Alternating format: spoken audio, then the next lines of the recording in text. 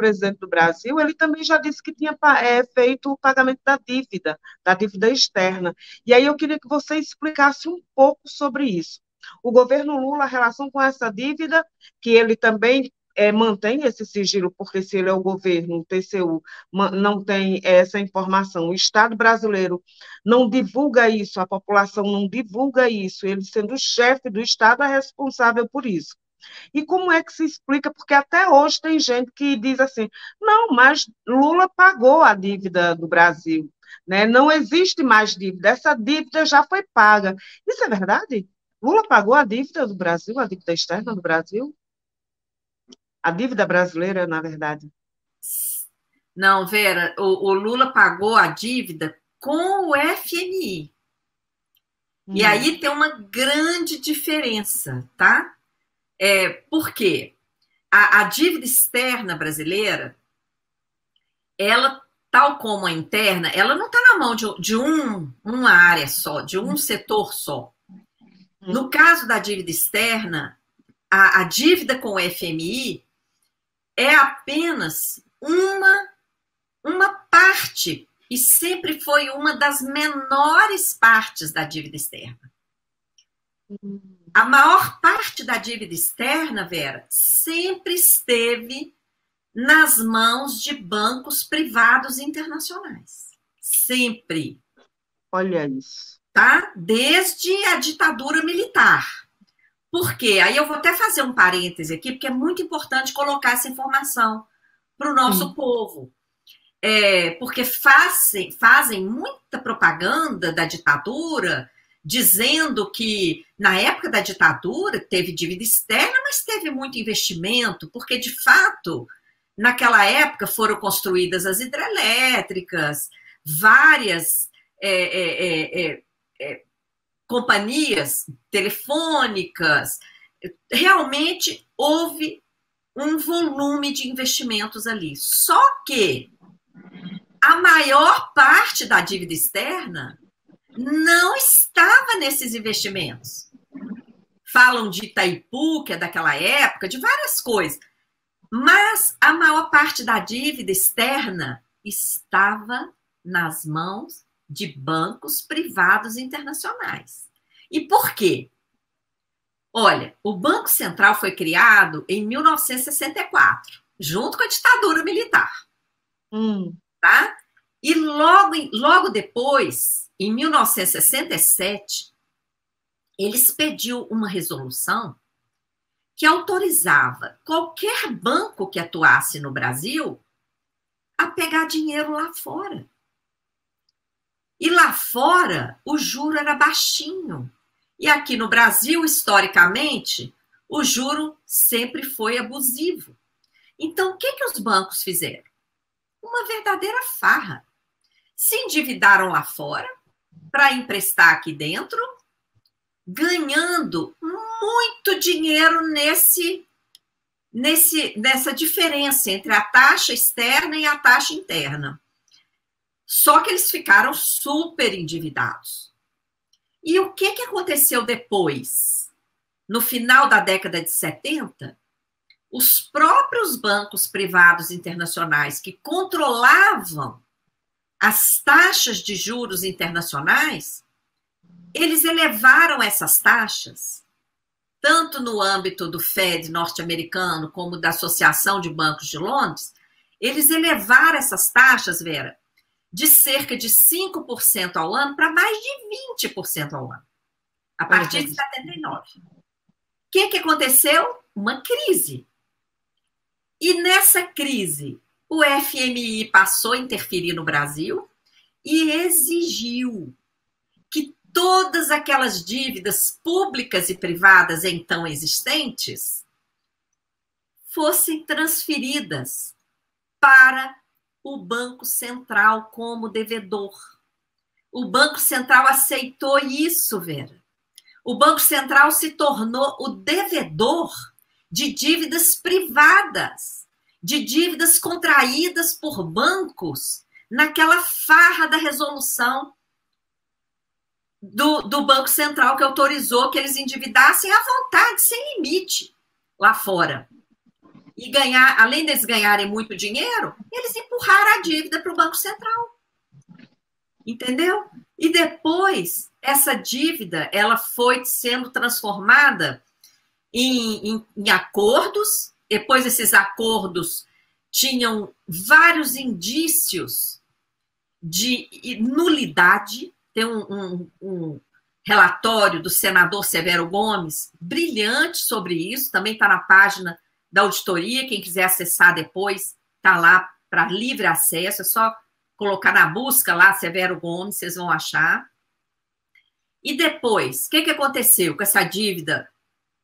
Ela entrou em suspeita de prescrição, essa dívida com bancos, que era a maior parte da dívida. Nós estamos falando, Vera, de mais de 80% da dívida externa brasileira. Gente, no início da década de 90, essa bolada aí, que era a maior parte da dívida externa brasileira, entrou em processo de prescrição. Isso foi ignorado. Essa dívida prescrita foi transformada em novos títulos. Isso tudo está documentado já. E esses novos títulos, que eram podres, você imagina, você pega uma dívida prescrita e transforma em título, isso é podre. Até a mídia chamava de títulos podres. Sim. Você deve se lembrar, lá no início da década de 90, saía isso nos jornais. Exatamente. O que o Brasil fez? Aceitou esses títulos podres de 3 formas. Primeiro, aceitou como moeda de privatização. Metade da Vale do Rio Doce foi paga com essa papelada podre. E várias outras empresas, tá, privatizadas na época do Fernando Henrique. Depois, outra parte desses títulos podres foi transformada em dívida interna. Ali no início do Plano Real, quando a dívida interna pagava juros de cerca de 50% ao ano. Então, pensa bem, você pega uma dívida podre, transforma em dívida interna e juro de 50% ao ano, essa dívida se multiplica por ela mesma. Por isso que não tem contrapartida. E uma parte desses títulos continuou sendo transformada continuamente em novos títulos da dívida externa. Então, hoje, a dívida externa brasileira ainda tem uma boa parte em títulos e tem outros credores. O que o Lula pagou foi a partezinha da dívida externa devida ao FMI, que sempre foi um dos menores credores externos brasileiros. Um dos menores. Então, Lula não pagou a dívida externa, ele pagou a dívida externa com o FMI, que é um pedacinho só da dívida externa. Sim. Mesmo assim, quando ele pagou, essa dívida com o FMI só venceria alguns anos depois. Ele pagou em 2005, essa dívida venceria em 2007. Ele antecipou o pagamento. E antecipou no momento que o dólar estava despencando. Tá? O dólar já tinha estado próximo de 4, na época que ele pagou estava em 2,80 mais ou menos, e depois chegou a quase 1,50. Então, olha bem, se não tivesse antecipado, nós teríamos pago menos. Além disso, a dívida com o FMI custava um juro de 4% ao ano. A dívida interna que foi emitida para pagar para o FMI estava, em média, 19% ao ano o custo dela. Então, nós trocamos uma dívida que estava reduzindo de valor em dólar, que custava 4% ao ano, por uma dívida que passou a custar 19% ao ano. Então, financeiramente, foi um péssimo negócio para o Brasil. Aí alguém pode dizer, né, Vera? Ah, mas nós ficamos livres do FMI. Pior que não. No dia que pagamos, o ministro da Fazenda na época era o Palocci, ele publicou uma carta, ficou em destaque, essa carta ficou em destaque na página do Ministério da Fazenda. Quando você entrava na página do Ministério da Fazenda, só aparecia essa carta. Você tinha que ir lá no xizinho para fechar essa carta para você acessar o conteúdo do site.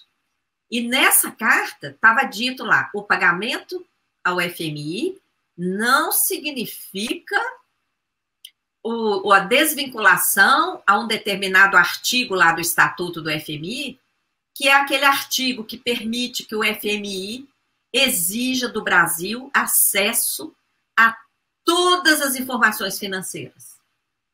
Tudo que nós não conseguimos acessar, Vera, nem o pedido de informação, o FMI está lá dentro do Ministério da Fazenda, tem uma sala lá. E o que ele quer, ele acessa. Entendeu? Por conta desse artigo do Estatuto. Quando Palocci publicou essa carta, o que ele quis dizer? Pagamos, mas não estamos livres do FMI, vamos continuar ali, ajoelhados, atendendo a tudo que o FMI quer. Então, olha, a dívida também ela se relaciona com tudo isso que eu mencionei, sabe? Ela se relaciona com essas privatizações, com essa bandalheira verdadeira desse mercado financeiro obscuro que continuamente suga os recursos públicos, o patrimônio público para transferir para o mercado financeiro. O que está permitindo, principalmente, o que está permitindo esse roubo? O sistema da dívida. Tá? O sistema da dívida tem sido a engrenagem para fazer o maior saque de recursos financeiros, recursos públicos e patrimoniais do nosso país. Gente do céu, você falando e eu lembrando que as pessoas veem como se fosse uma máxima de Marx, mas não é, tem a ver com o estudo que ele fez de toda a engrenagem de funcionamento da sociedade capitalista, e quando ele sentencia que o Estado é um balcão dos negócios da burguesia capitalista, e você vai desvendando isso, explicando como isso se processa, ele está mais que correto.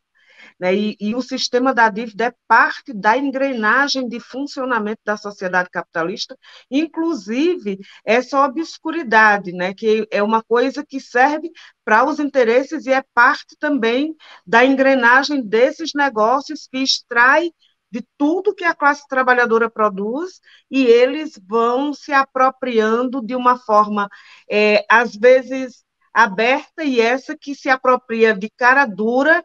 E é impressionante como o Estado brasileiro o Estado como um todo, mas o Estado brasileiro tem essa capacidade de perdoar a dívida de bancos e de grandes empresas, né?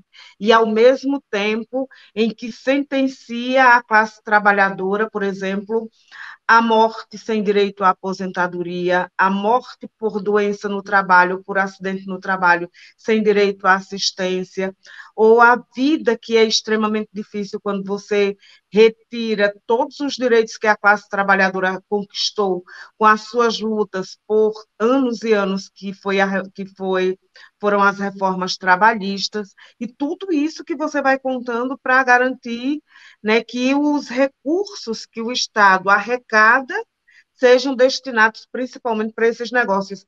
E ainda tem a questão das privatizações, porque na medida em que você foi contando, né, como isso se processa, na verdade, o Estado brasileiro construiu toda a indústria de infraestrutura do país, as estatais, que são empresas estratégicas, né, para garantir a implantação, inclusive, de multinacionais que vinham para cá, para o Brasil, e precisava dessa infraestrutura com recursos do Estado. Depois entregam essas empresas pagando, e ainda em troca de títulos podres, ou seja, foi uma entrega, foi uma doação, né? Quer dizer, compra com recurso do povo, depois entrega para a iniciativa privada como um presente que é dado, porque nesse período foi a Vale, mas também foi a Telebrás, né? A Telebrás também foi privatizado nesse período, foi tudo no período de Fernando Henrique Cardoso. A própria Petrobras também, porque parte da Petrobras também foi leiloada no período de Fernando Henrique Cardoso, né? Bancos, né, que também, né, e você veja como tudo que é apropriado é para ser entregue para essas empresas, para esses bancos privados, né? Não são os bancos estatais, são os bancos privados. E é impressionante porque a classe trabalhadora, por exemplo, dos governos da direita, da ultradireita, de centro-direita, as pessoas até entendem, né? Mas geralmente quando se vota num governo do tipo de Lula, que leva consigo, que arrasta consigo, que traz consigo uma parcela significativa da classe trabalhadora, das suas organizações construídas, isso se traduz, inclusive, é como se fosse um calote mesmo na classe trabalhadora, sabe? Feita de forma muito escancarada, porque é um passar de perna muito grande. E é impressionante como Lula também, inclusive na antecipação do pagamento da dívida ao FMI, ele faz tanta questão de servir, né, a essa burguesia nacional e internacional e a esses bancos, enquanto faz propaganda de que defende a classe trabalhadora. Ele não precisava dizer que defendia, por exemplo, do mesmo jeito que ele faz, porque Lula, por exemplo, não revoga as reformas trabalhista, previdenciária, não revoga a lei da terceirização, né? E as pessoas poderiam sair para as ruas para defender. Por que, por exemplo, Lula sequer porque ele poderia, mesmo que o Congresso Nacional, ele dissesse que era projeto dele fazer a auditoria da dívida pública. Por que o Lula diz assim, nós vamos suspender o pagamento da dívida pública até que seja feita uma auditoria e que os recursos que são destinados para o pagamento dessa dívida, que vão para esses bancos, que a gente nem sabe exatamente o que é, nós vamos utilizar esse dinheiro e investir em saúde, educação, moradia, né, que hoje as condições de vida da classe trabalhadora está cada vez mais degradante.